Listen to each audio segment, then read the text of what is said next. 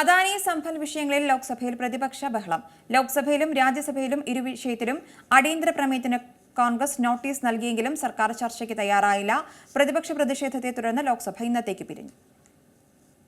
അദാനി വിഷയത്തിൽ പാർലമെന്റിൽ ഇന്നും ബഹളം. അദാനി വിഷയത്തിൽ സംയുക്ത പാർലമെന്ററി സമിതിയുടെ അന്വേഷണം ആവശ്യപ്പെട്ടുള്ള കോൺഗ്രസിന്റെ അടിയന്തര പ്രമേയത്തിന് അവതരണാനുമതി നൽകണമെന്നാവശ്യപ്പെട്ടായിരുന്നു പ്രതിഷേധം. ചർച്ച സാധ്യമാക്കാതെ പാർലമെന്റിന്റെ പ്രവർത്തനം സുഗമമാകില്ലെന്നും പ്രതിഷേധക്കാർ മുദ്രാവാക്യം മുഴക്കി.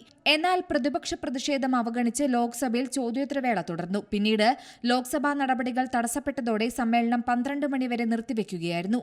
രാജ്യസഭയിലും അദാനി വിഷയം ചർച്ചയായി. അനുവദിച്ച അടിയന്തര പ്രമേയത്തിന് അവതരണാനുമതി നിഷേധിക്കപ്പെടുകയും ചെയ്തു. ഇതോടെയാണ് രാജ്യസഭയിൽ പ്രതിപക്ഷ പ്രതിഷേധം തുടങ്ങിയത്. തുടർന്ന് രാജ്യസഭ ഇന്നത്തേക്ക് പിരിഞ്ഞു. സഭാ നടപടികൾ തടസ്സപ്പെട്ടതിന് പിന്നാലെ പ്രതിപക്ഷത്തിനെതിരെ രൂക്ഷ വിമർശനവുമായി രാജ്യസഭാ ചെയർമാൻ രംഗത്തെത്തി. റൂൾ 267 പ്രതിപക്ഷം ദുരുപയോഗിക്കുന്നതായാണ് രാജ്യസഭാ ചെയർമാന്റെ ആരോപണം. ചോദ്യോത്തരവേളയടക്കം തടസ്സപ്പെടുത്താൻ റൂൾ 267 ദുരുപയോഗിക്കുന്നുവെന്നും ജഗദീപ് ധൻഖർ കുറ്റപ്പെടുത്തി. കഴിഞ്ഞ ദിവസങ്ങളിലും അദാനി വിഷയത്തിലുണ്ടായ പ്രതിഷേധം പാർലമെന്റ് നടപടികളെ പൂർണ്ണമായും തടസ്സപ്പെടുത്തിയിരുന്നു.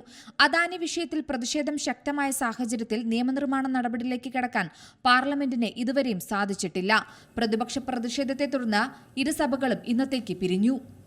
National desk C Malayalam news.